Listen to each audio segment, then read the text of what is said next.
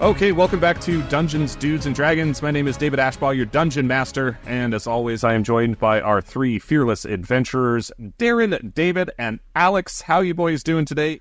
Okay. I'm ready for the session. Pirate time. Absolutely. Yar, matey. Yeah, so just a quick recap of last episode. Of course, we started last session with you guys having been revived by Valentina's weird magical burst of energy that brought you all back to life, gave you all a long rest. Alex was the one tasked with carrying Valentina's unconscious body all the way through the forest, and you guys made it back to Gaudreau's cabin, which you then discovered was on fire. Big blaze happening at Gaudreau's cabin.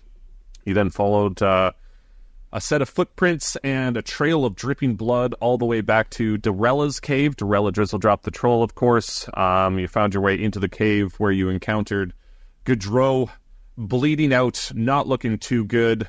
I believe Darren gave him 2 extra strength Tylenol. That's it. Yeah, I sure did. That's all you need. And so he gave him just a little bit of extra health to bring him back to life. Gaudreau, of course, then did a huge lore drop explaining that you three are basically chosen and descendants of an ancient magical bloodline, and that some sort of entity or creature is attempting to create a bridge between this magical realm and the realm that you came from, which of course is Earth, and that there are sacred stones that you have to collect to be able to get home that this entity is also looking for in order to form that bridge.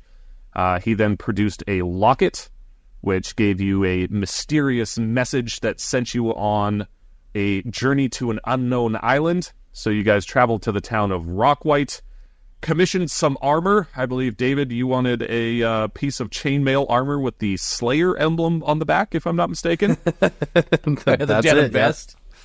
And battle vest. Darren picked himself up a little shield with spikes on kind of encompassing the round shield, so it looks like a star. Alex got himself a piece of, I believe, red armor, kind of burgundy chainmail to increase his AC. And then also put on back order an adamantine piece of armor, which is going to take a few days, and Alex paid 50 gold for that. And then David, you were told that it would take a couple hours for your piece of armor to be done, so you guys headed to the bar, encountered Captain Caesar. And I don't believe he had mentioned his last name. His full name is Captain Caesar Empty Bottles. And so he had mentioned that it would be 100 pieces of gold to go where you wanted to. You told him the little riddle. He assumed it might be Skull Island, and so to sail to Skull Island, he asked for 100 pieces of gold. You guys managed to talk him down to 70 pieces of gold with some persuasion checks, and he told you to meet him at the docks before sundown, and that is where we find ourselves now. But, of course, before we get into that, we are going to do some dude dialogue, and today is going to be a little bit different for the dude dialogue. Rather than me asking you a question and then having you guys answer it about your, personal life type of thing, I'm going to be doing some real history pirate trivia, and there will be prizes, in-game prizes, up for grabs for those of you who answer questions correctly. And this is the honor system. These are actual questions about actual pirate history. No Googling allowed. Any key clacking you hear is just purely coincidental. Yeah. My keyboard's way too loud, you'll know. Yeah, those mechanical keys. And so give you away. The way we're going to do it is kind of going to be like Jeopardy. So if you know the answer, say your name loudly, quickly. And then whoever says their name first, they will have the chance to answer the question first. So everybody set on the rules? Yeah, that sounds pretty simple to me. Yep. I'm happy I'm waiting to get stoned. All right. Question number 1. If I were to say to you, I see a Jolly Roger, what would I be describing? Oh, Alex. Darren. Alex. I heard Alex. Yeah. You are describing a boat. Oh, Jesus. I heard David after that. No, that was Darren. Oh, Darren. I believe the Jolly Roger is the emblem on the sail of a pirate ship. Be more specific. Skull and crossbones. Very good. 10 in-game gold to Darren. Oh, nice. Hey, y'all suck. See, I had that one loaded, but I just wasn't quick on the draw. In-game fighting, this is what I wanted. Okay. Question number 2. The famous pirate Edward Teach is better known by this nickname.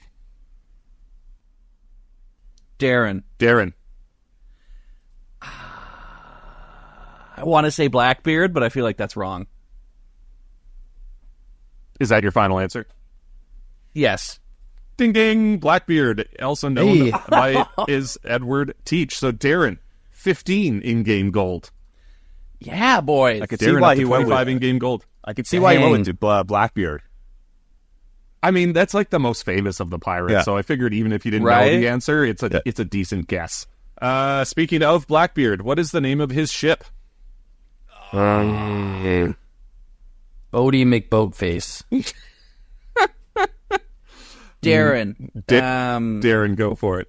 No, I'm going to be wrong. I want to say like the Queen Antoinette or something, but I know that's not right. Very close. Nobody answers. It's the Queen Anne's Revenge. Oh, Queen Anne's Revenge. damn it. Okay, yeah. What is the name of the pirate city in Pirates of the Caribbean? The movies. Darren. Tortuga. Very good. Another 10 gold for Darren. Damn it. And Darren, now you're on timeout. So Alex and David, this next question is for you. Which city, which also appears in the Pirates of the Caribbean movies, was the actual main pirate city of the Caribbean? The actual main city. Also appears in the Pirates of the Caribbean movies. Oh. I have it on the tip of my tongue, but I know the word isn't it. But I'm just gonna. Okay, David. Yeah. It's like Caruso or Carousel or something like Carousel or something like that. Well, Curacao is a liquor, and I think you're thinking of like Robinson Crusoe, the family that gets lost on the island. It's like a Could famous be. book, but no. That's not it, huh? All right. Okay, Alex, any guess? I'm going to go with England. Well, it was A under broad brush from Alex. Well, I mean, technically, you're kind of correct, but no. Yeah. So, Darren, any idea? No, actually, with this one, I'm drawing a blank. Port Royal. Port Royal. Would have never got it. Yeah, I wouldn't have got there either. So, 2 more questions left. Darren has 35 gold from this one. And up for grabs on this question is an inspiration die. Oh. Calico Jack Rackham had one of the most famous female pirates in history on his ship. What was her name? David. David. One-legged Debbie.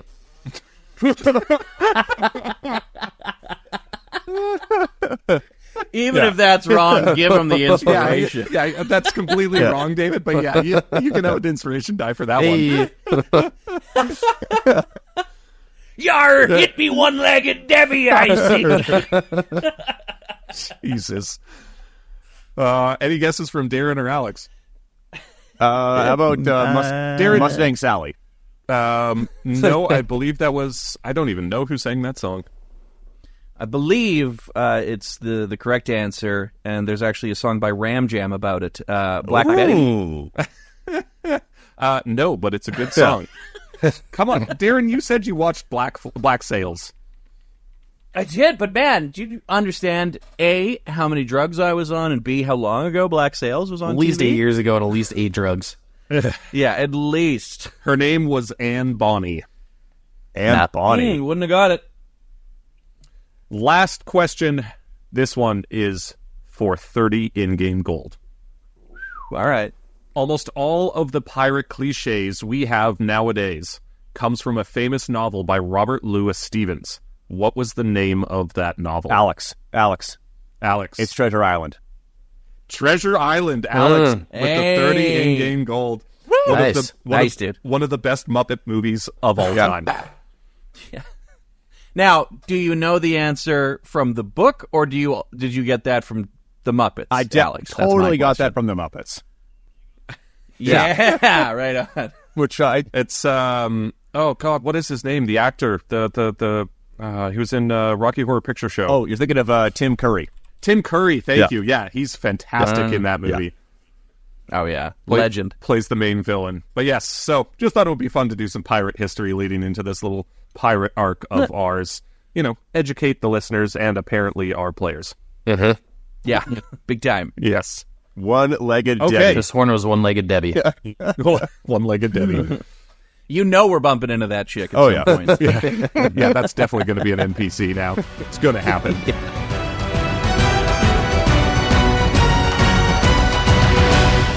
Okay, so we will, we'll pick up right where we left off. You guys had left Captain Caesar in the bar. He had told you to return or to meet him at the docks just before sundown, and we'll say enough time has passed.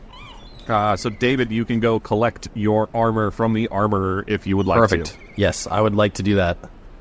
So you walk into the armorer's shop and he says, "Oh, my boys, it's good to see you again. And, of course, for the tiefling, I've got your piece of armor ready." And he pulls out the chainmail piece of armor, swings it around to show you the little emblem on the back. It is the Slayer emblem emblazoned on a piece of leather.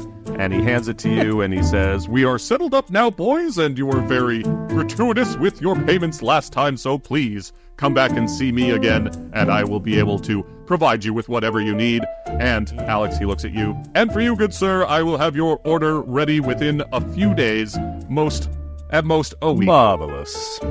My thank you. Right, I forgot about David's voice. Yeah. So, That's all I got.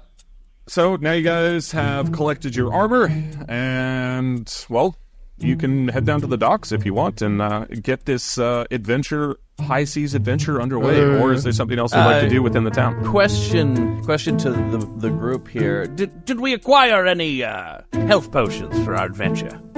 I don't think we did. I believe it would be a very good idea. Especially with my last encounter with the bear. We're going to need some things to keep us upright during this one. Some health potions, perhaps some other lations. Let us Something to give us a little bit of a cutting edge in battle. Indeed. All I have is 1 liter of booze. Well, that'll help numb the pain. While hearing this conversation, the armorer says, "Well, you boys are in luck. There's an apothecary just next door." Wonderbar! Fantastic. I boisterously push the door open and start heading next door. So you walk into the apothecary, and it doesn't seem as if there's anyone in the apothecary, but you see a little, almost like a coin deposit box that says, "Speak what you want and deposit the coin." Yeah. Oh. Yeah, I don't think I'm I have going to anything. put 20 gold into the deposit box, and I'm going to say, "Health potion!" And, well, as if magic, 2 health potions pop into existence next to the coin deposit box. Ooh. I slink them into my bag and turn around and say, "This, give you what you want, fellas." And so you can add 2 potions of healing to your inventory, Darren. On it. I'm going to pop in 10 gold, and I'm going to go health potion. And poof, 1 health potion appears next to the coin deposit box. Marvelous. I'm going to throw in 10 gold and also go 1 brutal health potion, please. And poof, a regular health potion appears next to the coin deposit box. Brutal. Except this health potion has a skull on it. Yes. There it is. Not to be confused with a bottle of poison, I'm sure. A llama? He's supposed to be dead. Okay, so you guys have your health potions, you got your armor. David, have you equipped your new armor on your character sheet? Because I believe that should give you a boost to your AC. Yeah, give me 1 more armor class, so I'm at 15 now. Nicely done. All right, so are you guys ready to go? I need to add a potion. Is that its own thing in here? Can you find a potion somewhere, or is that just... Yeah, go to Manage Inventory and then put in, I believe it's called Potion of Healing. Just the basic one. Oh, yeah, there we go. But mine's brutal, though. Well, then it'll make you feel extra special. All right. So, This yeah, potion hurts me when I drink it. David is up to armor class 15. Darren, with your shield equipped, you are now... Just open it up. Also armor class 15. Yeah, but now I got disadvantage on acrobatics and stealth. Right, because because you're kind of like clunky. encumbered. You all have an armor class of 15. Well, that makes it easy for me attacking you. And I'm just checking Alex because... No, okay, I think it's level 4 fighters get 2 attacks per action, so you still just have the 1. But you also have your action surge as well. So. And I don't think we've taken a short rest since then, so I used it during the last battle, but... You guys all got a long rest after the last battle. That's what Valentina's little burst of energy did. Nice, I'll put that back in there. Okay, there we go. Sick. Sick. A couple healthy boys. Very nice. All right, what's the plan, boys? The sound of you eating That's- porridge, yeah. Alex? Actually, yeah, very much. Very nice. I believe before we get onto the ship, we should probably get a nice bowl of porridge. Yes, a good adventure starts with a healthy breakfast. I imagine one of us is going to get seasick, so we might as well put something in our bellies. Did anybody bring any limes so we don't get scurvy? I put 5 gold in the coin and go, limes. Yes! And poof, out pop 5 or out pop 10 I'm putting it in the limes. backpack. Yeah. Yeah! Yeah. Cheers! I was gonna say gin. Let's make some mojitos. Tequila! Put a silver on the... Well, I gotta put the limes in here, yeah. All right, what's the plan, boys?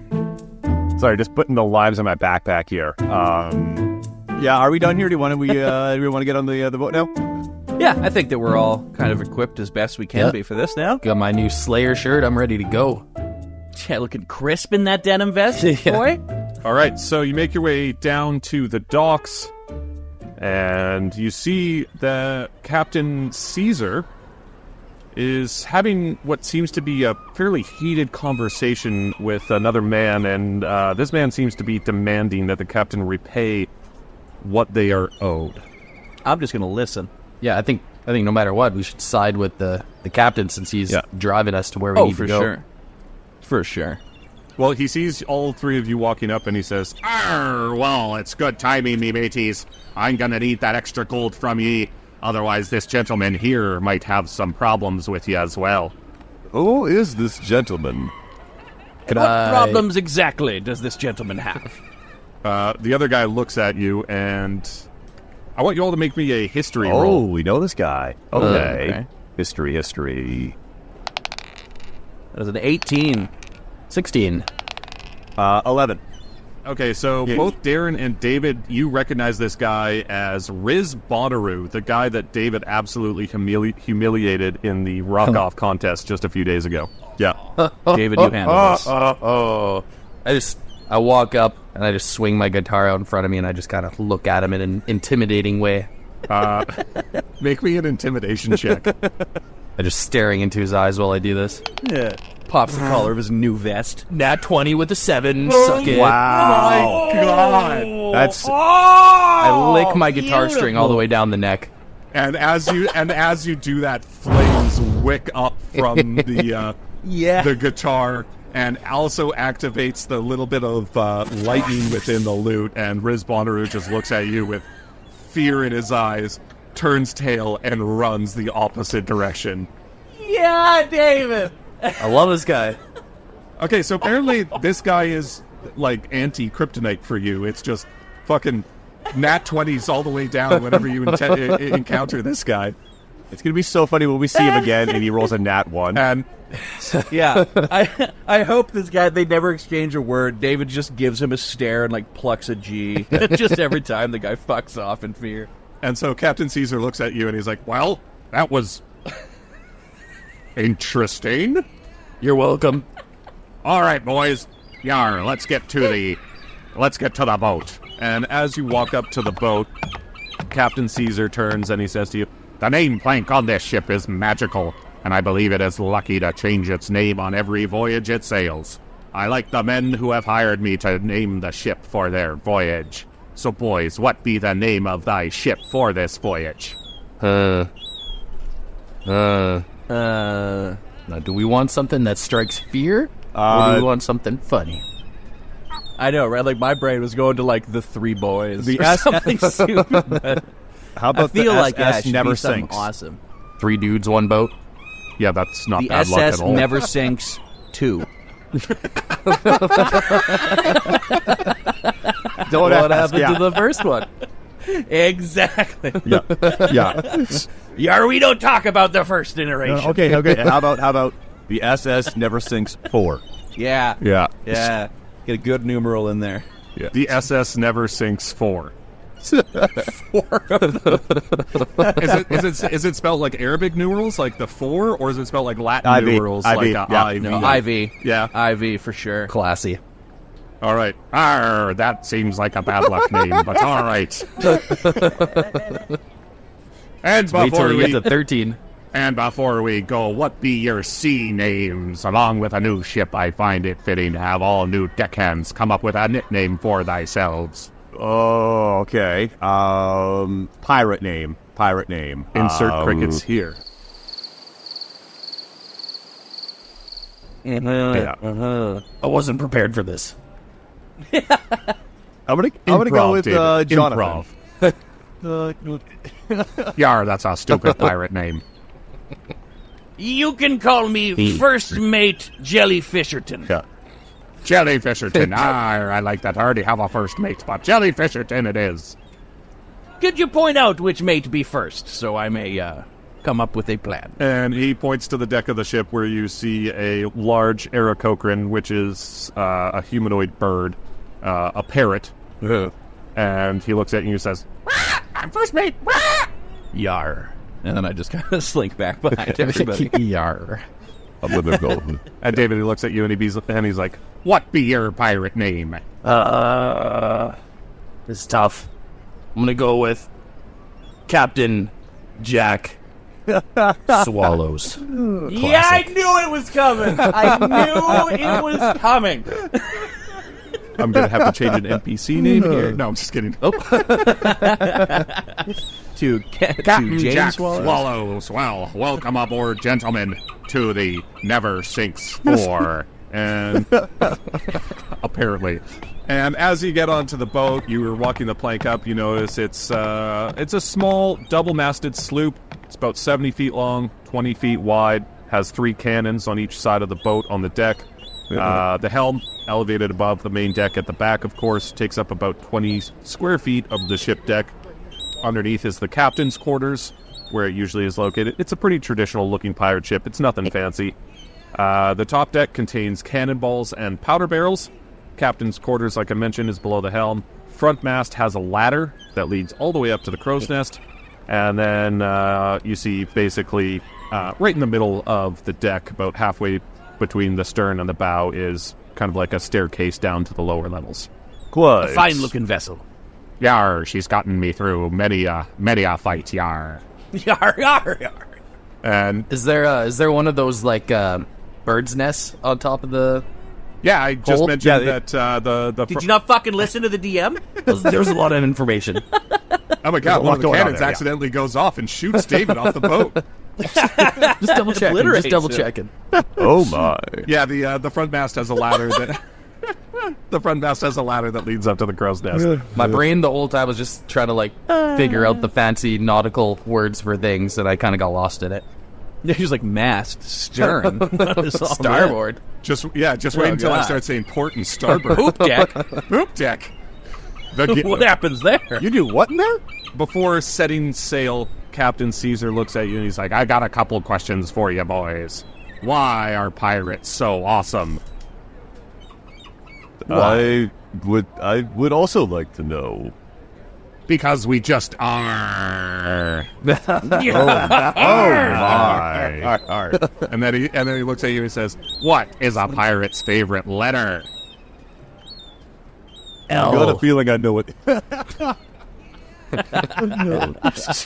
Sorry, Alex, what were you saying?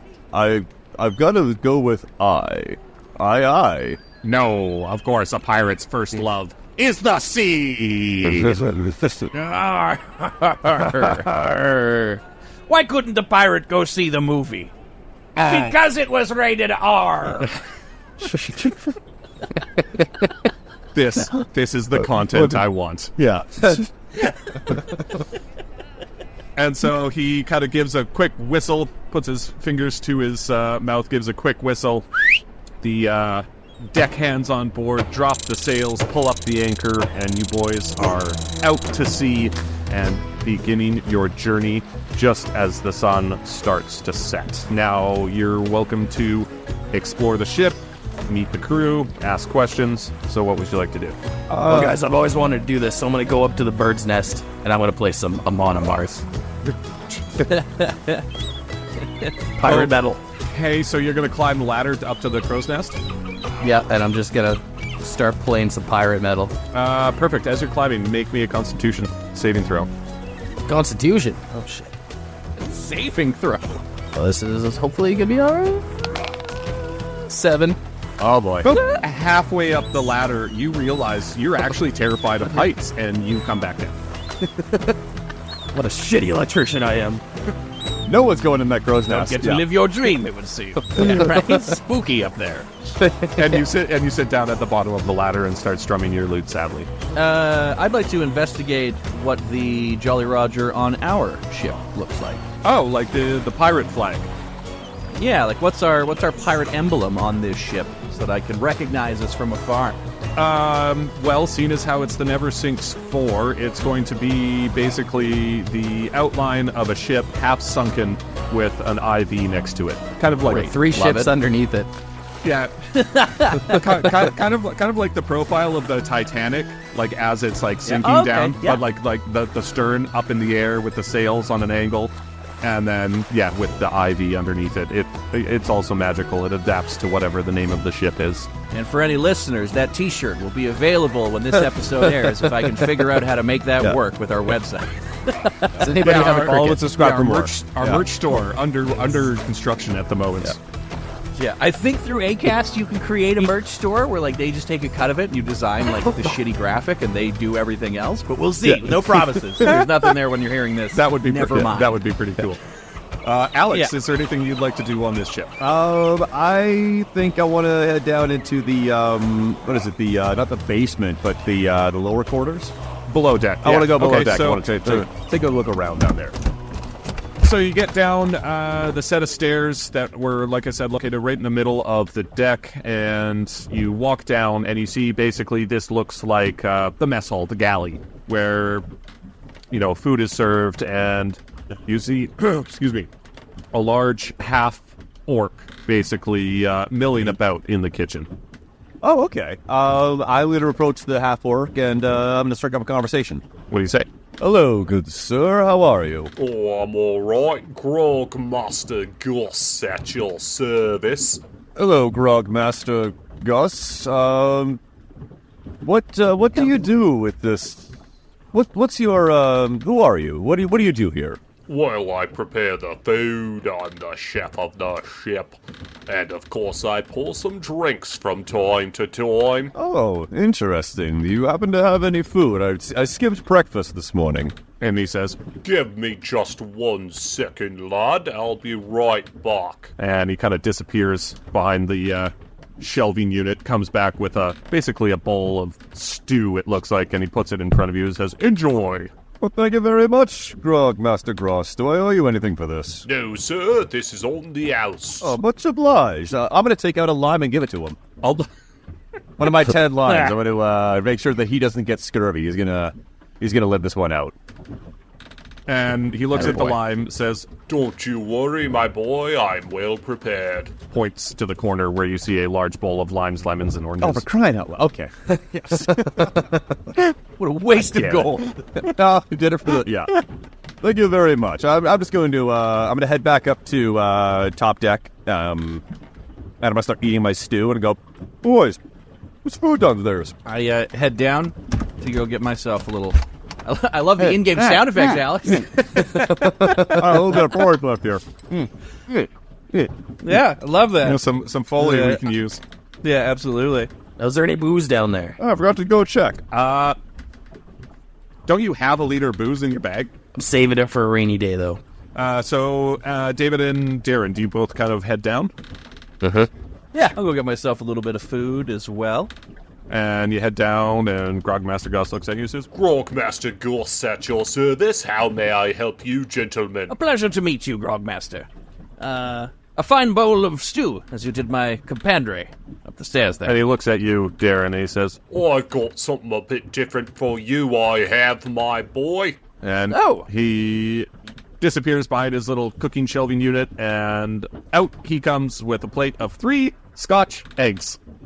Oh, my man! The culinary artist! Grogmaster! Oh, I cannot thank you. I flip him a silver. Just you take that, my good man. Well, thank you And very you much. keep those Scotch eggs coming, I say. And David, he looks at you and says, And for you, my boy, what shall it be? I could go for some rum, if you have it. Some pirate rum. and he takes out a jug from beneath the bar, puts clunk a stein in front of you, and pours it out, and fills it up about halfway. And as this liquid is coming out of this jug, you notice that it's kind of syrupy, thick, and very, very dark. And he says, Thick rum. And he says, Or you might want to go easy with this stuff. It kicks like a mule, it does. I raise my cup in the air and kind of nod my head in thanks. And as I'm walking away, I start drinking it. it is very strong, so I want you to make me a constitution check. Oh, fuck the goddamn constitutions.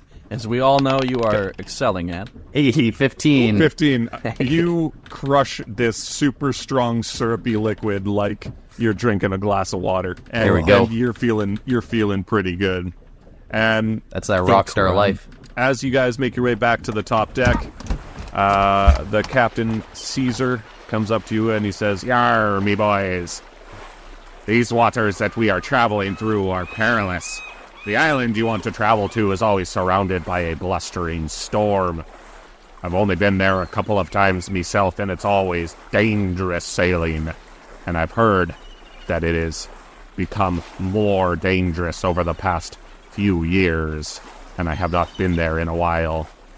And he motions to you three to follow him into his quarters beneath the helm. And as he leads you into his quarters, you look up and you see that the Aarakocran Parrot is basically on the helm steering the ship at the moment.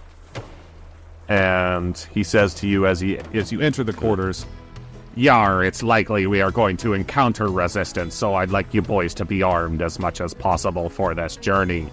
And he opens up a cabinet full of different types of ammunition.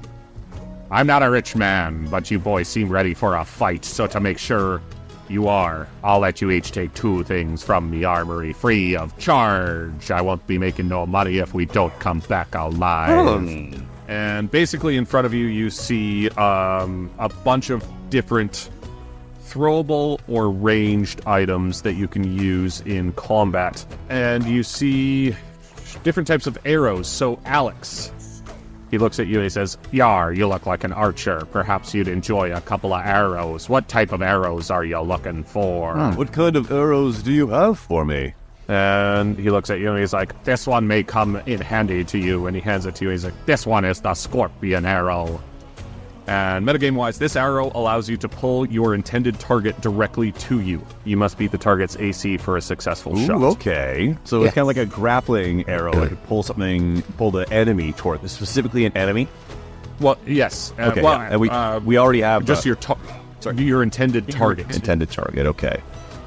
He's also pulls out an arrow and he's like, "Yar, this is the arrow of teleporting. This arrow allows the user to teleport themselves to wherever the arrow lands after it is shot.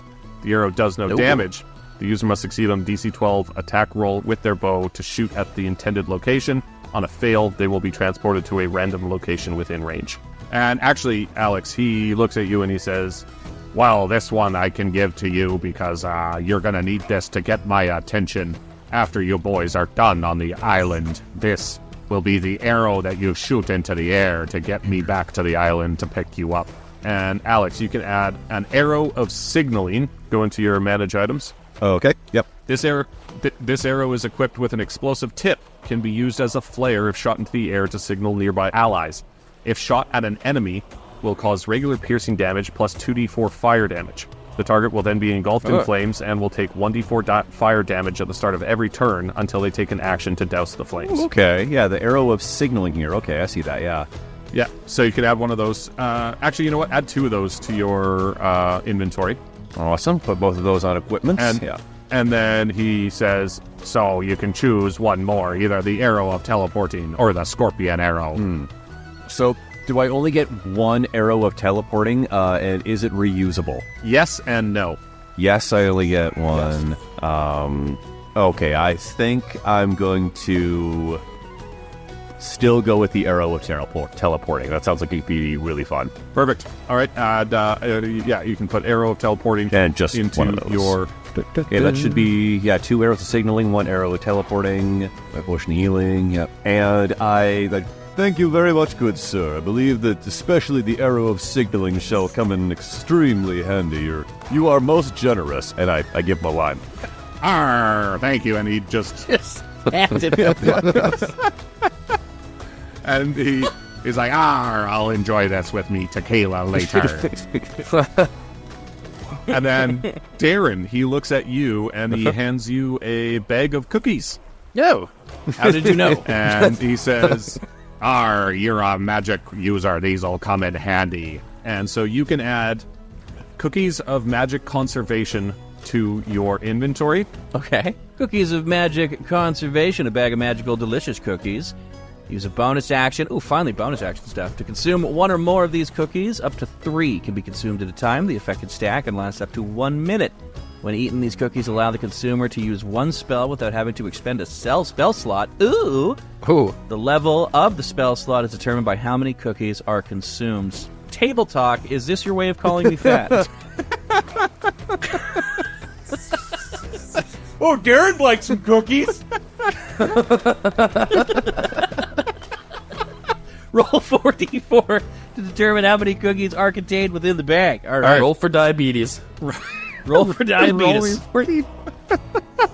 See how many Brimleys we got here, baby. We got to beat us. 8 Brimleys. So, yes. So you can use those, and then, you can eat up to 3 at a time, but you can use basically another bonus action on your next turn to eat 3 more. So you can essentially eat up to 6 cookies to use a 6th level spell slot for free, or you can just eat 1 and use a 1st level spell slot for free. Nice box of Dad's goodie holes.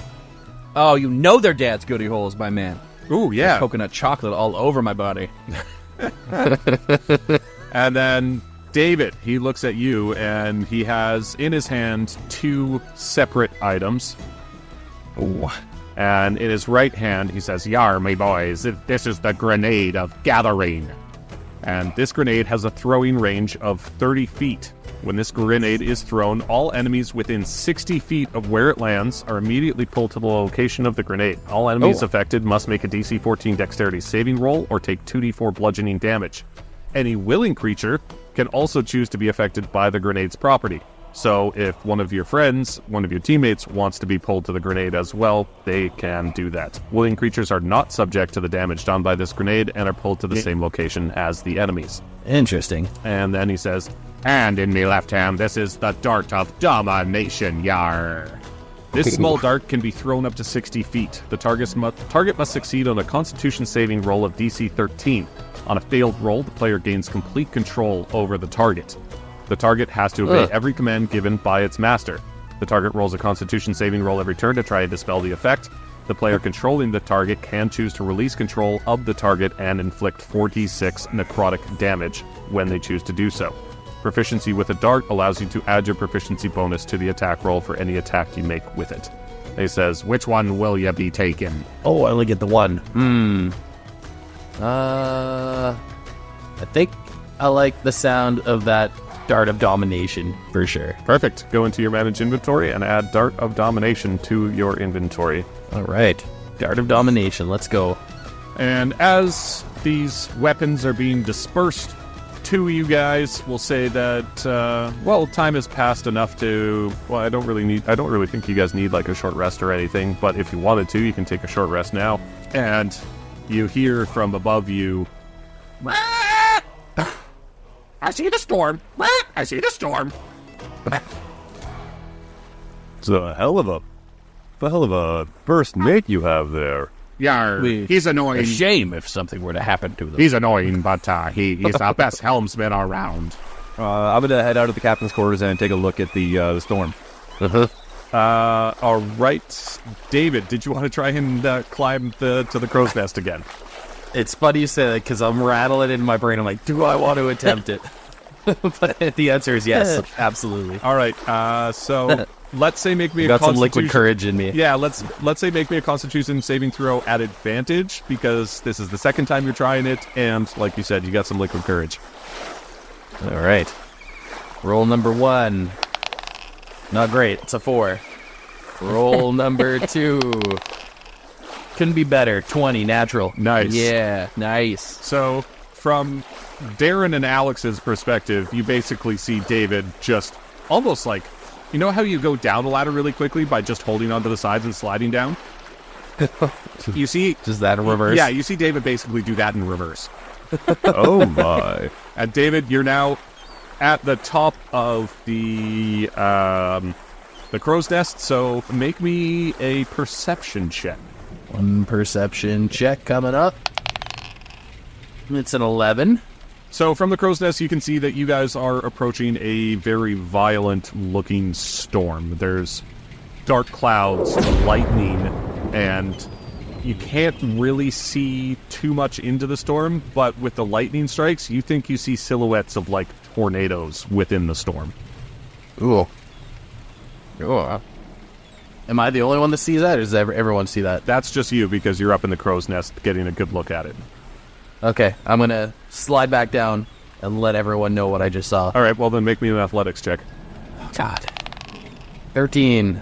Yeah, so it's not bad, but not the best. So you get a couple slivers in your hands as you slide back down, but you can do it successfully. That's fair. Guys, that storm's looking pretty fucking brutal. Wait, doesn't that mean it's a good thing coming from you? It's the bad kind of brutal. Oh, my. Oh, no! This is going to be metal as fuck. Tornadoes and shit. Oh, my God. I don't like getting wet. That's all. That's it. Yeah, just wanted to,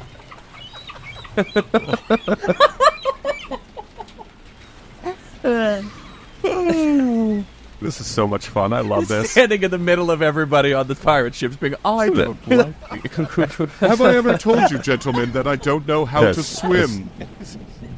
Yeah, Yes. this is a bad time to inform It's okay, boys. We're on the never sinks. This thing is going to stay afloat no matter what. I slowly work myself near the first mate, just keeping an eye on how he does his job. Oh, interesting. I'd like to do a history check on the first mate to see if I can, like, while watching, because I'm a very visual learner in real life, so to see if I can just pick up on how he's doing his job, in case something terrible were to befall You're looking him for his job during this adventure. Why would that be a history check? Yeah.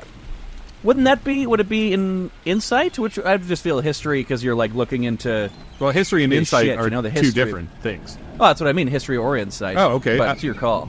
Yeah, you know what? Make me a insight check. Insight? Okay. Come on. 9. So you're looking at the wheel, but unfortunately the wheel is almost completely covered by this person's or this bird's feathers, and it's really hard for you to see anything. Yeah, still going to remain where I am and what I'm doing. And he looks at you, and actually it's a she, I should say. Or what have I been? right. What have I been saying? Have I been saying he or she? I don't know. I'm not sure. They look at you, and they just go. I sneak a peek at this chicken's breasts. There it is. There it is. It's a parrot. It's all the same under the sheets, mate. Sick. So, as you approach the storm, Captain Caesar says, "Yar, all right, me lads, this is it. I'll need you to be ready to make adjustments and react to me orders without question." And so, Yay! the way this is going to work is I need someone to adjust the sails, I need someone to maneuver the sails, and I need someone to steer the helm. I'll adjust. Darren, you were learning how to helm, I'll right? adjust the sails. Well, I just want table talk. after the short rest, I did some pirate manipulating to my spell book, and I gave myself, like, gust, so I could, like, shoot wind at the sails if we need. So I don't know if manipulating the sails, if that would be a good idea, more so than me steering, but I'm cool with whatever. Well, I mean, you could do that basically as, like, a bonus action, rather than as part of, like, a check. True. For, like, because... True. Well, then I guess that would work with steering, because then I'd have control over, like, turning sharp. That's exactly what I was thinking, yeah, because you're also elevated above the main deck, so you're kind of a little bit closer to where the sails would be. I shall take the wheel, my friends. Arr. And then Captain Caesar looks at the parrot and says, "Allie, up to the crow's nest with ya!" And the Aarakocra basically takes off and flies up to the crow's nest, pulls out a little, like, telescope and eye. What do you call that? There's a name for it. I think it's... Periscope? No, periscope goes... That's a submarine. That's for submarines, yeah, like anyways, it's like a little telescope. Just like a sight glass or yeah, something? it's sight glass, yeah, exactly. Like so it pulls that out and just kind of keeps an eye on things from up on the crow's nest, and Darren, you are now in control of the helm, which of course is a giant wooden pirate ship wheel. Alex and David, who would like to adjust the sails? So adjusting the sails is basically going to be a sleight of hand check, which, it's going to be a strength check because it's pulling ropes to adjust the sails, and then maneuvering the sails is going to be a sleight of hand check. Okay, well, my strength is -1, so I prefer to not do that one. My strength is +2, so I'll go with that one. Yeah. All right. So nice. Alex will be adjusting the sails, so that's kind of like pulling them up, letting them down by pulling on a rope. David, you'll be maneuvering the sails, so kind of like turning them with the wind.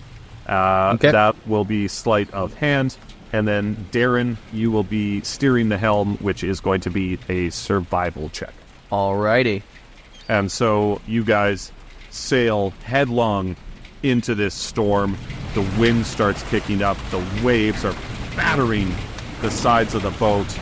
The lightning is striking around you, and dead ahead, you see a waterspout, a little tornado, and Captain Caesar says, "We've got to avoid the tornado, yar!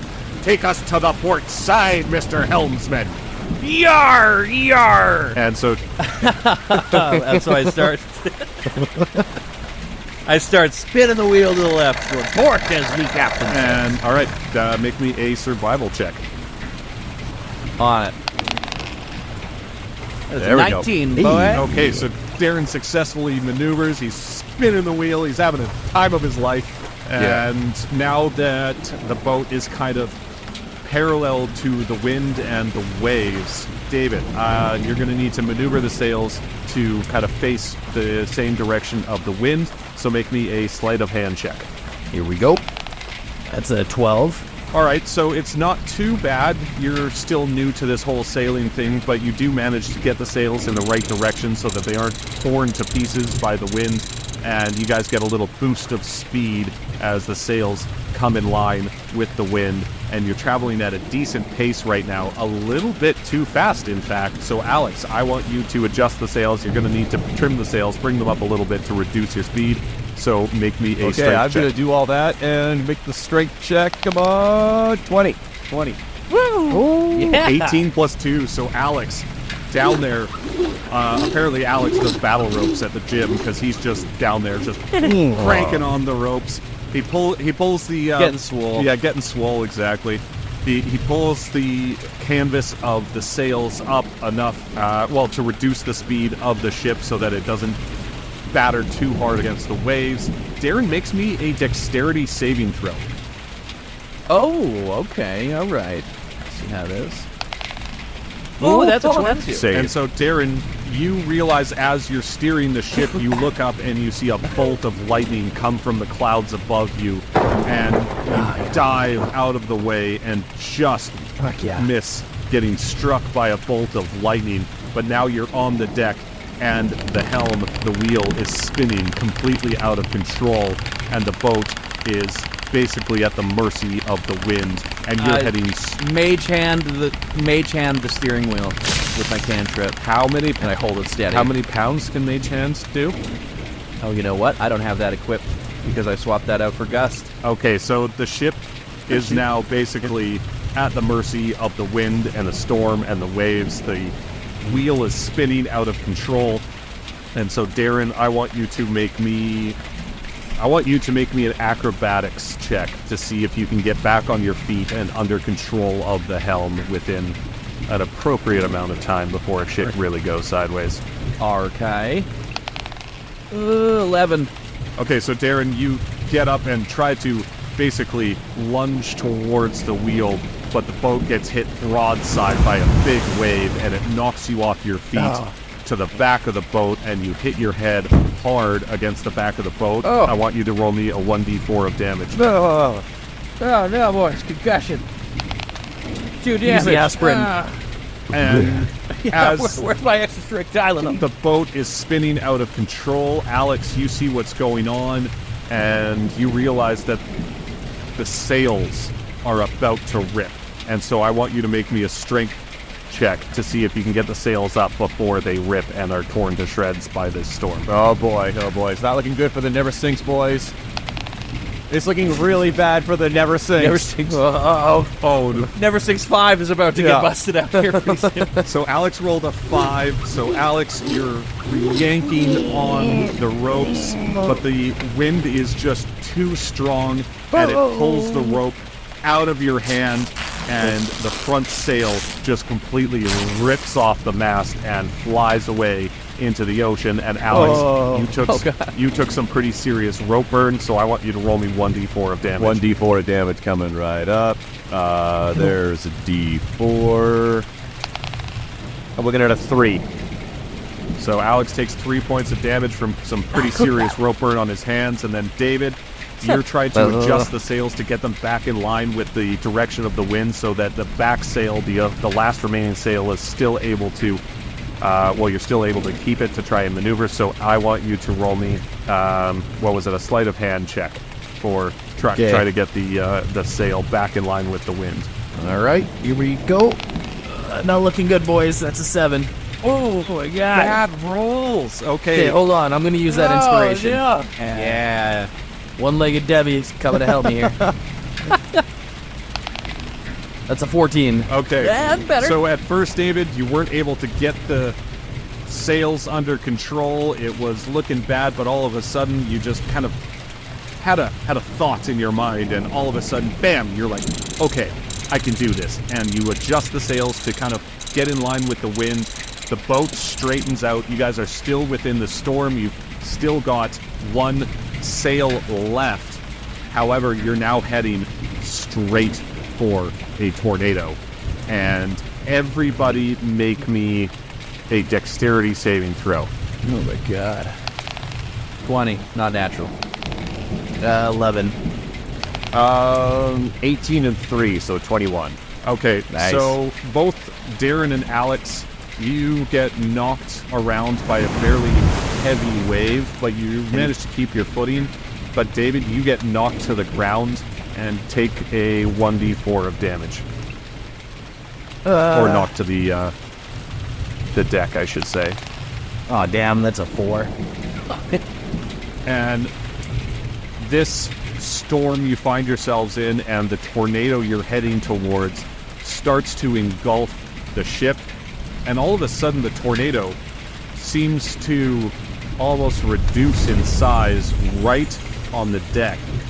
And in front of you appears what seems to be a twisting mass of water that sprouts a few arms as it's twisting around like a tornado of water.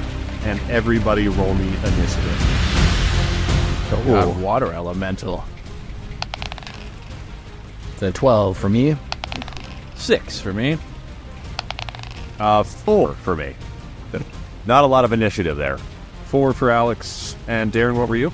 6. And a 6 for Darren. And so the water elemental is going to go first. And so the water elemental, like I said, it's twisting and turning on the deck of the ship with the storm raging around you. Well, let's get some perspective on where everybody is located. Darren, I believe you were at the back of the ship because you were on the helm. Yep. Alex, you were near the front mast, controlling the sails, and then David, you were kind of midship So we're going basically front to back, or back to front. Darren, David, Alex. So Alex, because you are closest to this water elemental, he is going to reach out to try and slam you, and he is going to roll a 21 to hit. Oh, boy. I'm getting slammed. And he is going to hit you with his basically water arm, and he does 7 points of damage. So he kind of lashes out at you with this arm of water and smacks you down on top of your head, and you just got pummeled by what felt like an absolutely massive wave. And so let's go now to David, who is next in initiative. So I can't remember. Is this kind of like Pokemon where like there's resistances and you take more damage? Like if he's water, is lightning going to do more damage to him? Well, you don't know that. Okay, well I'm going to give it a try. I'm going to fucking strum my guitar and do a thunder wave. Yeah. So DC 16 performance check, please. No, I'm not using my loot. This is just a second level spell, Thunder Wave. Okay, yeah. And what kind of damage is that? It's a 3d8. What kind of damage? It is just like looks like electricity. It's like a cloud with thunder. Oh, thunder damage. Okay, thunder damage. Yeah. Okay, yeah. So let's see here. Oh wait, that was the damage roll I just did. How do I? Okay, you just need to make a Constitution saving throw. Oh, con saving throw. And if you fail it, then you take damage. What is the saving throw? 13. He rolled a 12, so that is or actually, no, sorry, he rolled a 13. Nice. Yar. Sad yar. And I guess, do I want to do a bonus action? Yeah, I'll inspire old Darren back there for your turn. Oh, thanks, buddy. So David is done with his turn. Darren, you have inspiration, and it's battle inspiration, so he can add that to attack rolls as well, right? Correct. Is it only attack rolls, not damage, right? No, I believe it is damage as well. Yep. Oh, yeah, weapon damage roll or attack roll or ability check or pretty much anything you want to use it on now. Okay, see ya. All right, and now it is Darren. Your turn. Seeing as this guy is made of water, I feel like wind would probably be something it wouldn't like to slosh it around a bit, so I'm going to cast a Dust Devil on it. Elemental force that resembles a Dust Devil appears in a cube of 5 feet, lasts for the spell's duration. You gotta make a strength saving throw. On a failed save, they take 1d8 bludgeoning and are pushed 10 feet, and on a save, they take half as much damage and aren't pushed. All right, so what was the strength saving throw, sorry? 13. And he is going to roll a 14. God fucking damn it! So he will take... he will take half as much damage, so my man takes 4 damage. 4 damage. Okay, perfect. Well, he's still looking very healthy. Yep, I would imagine. And we will go to Sir Alex, who is looking a bit bloodied at the moment. Oh, I just got thrown on my head there, yeah. Oh, geez, what could I do here? Arrows aren't really going to do too much against the water elemental, I don't think. Troll pie, short sword. Troll pie. Yeah. I can throw a line at him. It's only weak. Yeah, take 1d4 acid damage. Yeah. Yeah. Shit, I don't know. Does he have some kind of weak point? Can I check for something to shoot at? Or Make me an insight check. Insight check, okay. Oh, 19. Okay. So he doesn't have a weak point, but you realize that it's a water elemental, so he might be weak to ice attacks. To ice attacks, okay. I don't think I really have anything that's gonna help me here with ice attacks. My golden locket, arrow signaling. I don't know, man. Like this is I'm out of my element here. I guess I'm going to go ahead and go with my potion of healing this turn to just to get myself back up because I'm in dire straits and I don't want to get killed again. All right, perfect. What is the potion of healing again? Just read that out for us. It is a drink some magical red fluid in this vial against 2d4 plus 2 hit points. All right, so roll me drinking or administering. Yeah. So roll me 2d4 of healing. 2d4. I got a 3 and a 2, so 5. +2, so you get 7 hit points back. Awesome. Nice. Whoa. Okay, yeah, that really helped out. I'm going to relay the information about the ice, like, well, don't forget, there's a water elemental. This thing may be weak to ice. If anybody has something to freeze it, this could bode well for us. where the hell's the captain in this? As far as you can tell, he has retreated down below deck with his other crewmates. That fucking chicken shit. Okay, I'm going to throw a lime at him. Love it. Yeah. Okay, make me just a basic ranged attack. Basic ranged attack, okay. You know what, just roll a d20. No modifiers. Oh my god, if this actually works, I swear to god. A 16. Yeah. Okay, so Alex throws the lime. Being a water elemental, it's a tornado of water. The lime hits it and is basically now sloshing around within the water elemental. You can see it kind of rotating like a lava lamp in there. Aim for the lime, boys. Aim for the lime. And so now, actually, Alex, I'm glad you asked about Captain Caesar, because Captain Caesar emerges from the middle of the deck with a pair of broken empty bottles, because he is Caesar Empty Bottles after all. And he runs headlong towards the water elemental. He says, "Empty bottles!" And he goes for like a double stab attack against the water elemental, and he hits AC 18. Hey. But he does piercing damage, which unfortunately this water elemental has resistance against, and he does 12 damage, which is halved by resistance, so he does 6 points of damage. And Caesar Empty Bottles is now basically right in front of the water elemental, whose turn it is now. And the water elemental is going to attack Caesar, and he hits AC 16, which does hit, and so he smacks Captain Caesar across the face and does 17 points of damage to Captain Caesar. Wow. Who gets knocked Yoicks. unconscious, and Caesar falls down unconscious on the deck, as far as you can tell. And now it is back to David in the rotation. Okay, Shit. well, I do not have any ice spells, so let's try the tried and true Loot of Lightning Strike. Let's give that a go. Aim And for the see lime. if we can do that. I'll aim for the lime. Arr. And performance. That's a 10. And so David, you try to activate your Loot of Lightning Strike, but you strum a little chord and it fizzles out.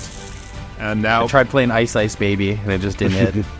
Didn't work. and it fizzles out, and now it is on a 3-turn cooldown. Is there anything else you would like to try? I don't think I have anything else I can really do for a bonus action here, and I'm decently health pointed up. Yeah, I'll just I'll pass it along here. All right, Darren, you are up next. I'm gonna try that fucking Dust Devil again. All right. What's the? I yeah. didn't ask this last time, but what is the range on that? 20 feet. 20 feet. Okay, you're going to have to move up. Use your movement speed because you were at the back of the boat. Oh, no, wait, sorry. I was on a different spell. Range is 60 feet. Okay, then I will say you are within range because I said the boat is about 70 feet long, but let's say you got up and you moved up towards the helm where you were previously. Okay. So I will say yes, you are within range for that. All right, so yeah, fucking strength 13. Come on. Oh, sorry, for me, yeah. Yeah, oh, sorry. Oh, and he fails because he rolls a 9 on his strength check. So what, roll me some damage. Okay, so I'll have a question here after I roll Sein Damage. So that's a D8 bludgeoning. My man takes fucking 2 damage. Actually, he only takes 1 because he's resistant to bludgeoning. But now, where is he on the boat? Because he also takes a push of 10 feet, and my hope was to blast him off the boat. Well, he was basically near the front mast because he landed close to Alex. So you will push him. Basically, now he's at the stern of the boat, like very front of the boat, but he did not get pushed off. Okay. Well, I thought that'd be cooler, boys. Bonus action, I'm going to eat 2 cookies so I get my spell slot back. Oh, nice. And I will reduce mine cookies from my backpack. And is that it for your turn? Yes. And now we will go to Sir Alex. We're just fighting this guy with food right now. Limes, cookies. Yeah. So I didn't think I was going to be able to hit him, but then with Captain Empty Bottles over there actually doing some stab damage, that has inspired me to actually try and take a shot at this guy. Well, Alex, I will say damage immunity is very rare, but damage resistance is common. So typically when it's resistance, they'll take half damage if you have a successful hit. Okay, well, that's a risk I am willing to take, especially after the lime did next to nothing. So I am going to take out my crossbow with culling. I'm going to point it at the water elemental. I'm going to, hope for the best, and I'm going to shoot at him. All right, roll me a shot. Let's see here. I think I did that right. Oh, yeah, 22 to hit. Nice. That does hit, so roll me some damage. Oh, boy, here we go. This is going to be the tricky part. 4. You have a 1d10 plus 3, and you rolled a 1. Yep, I sure did. So Yep. he takes 2 points of damage. And Oh my god. Alex, is there anything else you would like to do? Let's see. Oh, you know what? I'm going to use my action surge here. All right, Yep, I'm going to use my action surge, Nice. and I'm going ahead and attack again. do it. All right. So I just go ahead and roll a 21 this time. Damn, 22 and 21 for your crossbow. Nice. Yeah, but all right, roll me some damage. there it is. There it is. That's better. It's an That's 11. better. Yeah. Yeah. So 11, so he will take 5 points of damage on that. And is there anything else you can do with bonus action or anything like that? I think I want to put some distance between me and this guy because he's gonna pick me up and slam me again. So can I run to the other side of the ship, or at least as far away from this thing as I can run in one turn? Well, yeah, let's say, because what is your movement speed? My movement speed, I think, is walking speed is 30. 30, yeah. So let's say you can get basically to the base of the stairs leading up to where Darren is. You know how a old school sailing ship has, a pair of staircases on either side going up towards the helm. So yeah, you can move and get to the base of those stairs, so you can put some distance between you and the water elemental, which now means David is the closest one to the water elemental. Can I also reach out to grab my line while I'm moving? Well, you're not within melee distance of him, and the lime is currently swirling within his massive watery body. Okay. I'm gonna come back for that thing, but for now I'm just gonna put some distance. Perfect. And so we will go back to the top of the order, and it is the water elemental's turn. And you guys see the water elemental. Well, he doesn't really have a mouth, but if he did, it looks like he's smiling. And he sinks below the boards of the deck into the lower deck, and as he does, he leaves behind a single line on the deck. And from below deck, hold on, I'm going to roll an attack here. No. So he rolled a 26 to hit, and so from below deck, you hear an absolutely massive slam and a crunch of wood, and all of a sudden, the boat takes a jolting stop, and all of you roll me a dexterity saving throw. Oh, We are terrible pirates. this does not bode well for the 13. Never Sinks. It's an 8. Oh no. Oh god, a 6. Oh no. And so Darren is the only one who passed the dexterity saving throw, and so the boat, well, you have to assume that this water elemental below deck has just punched a massive hole in the front of the boat. And Alex and David, actually, you know what? I'm going to roll some damage right now. And so, Darren, you will take half of this because of your save. Okay. And so So it's just for me then. no, Alex and David, you both take And me. 5 points Yeah. of damage, which means, Darren, you take 2 points of damage as Alex and David are thrown from the boat into the ocean.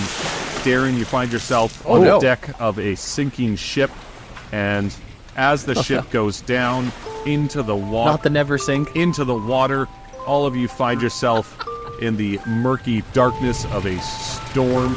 You're in the middle of the ocean, and all of a sudden a giant wave crushes on top of all three of you, and everything goes black.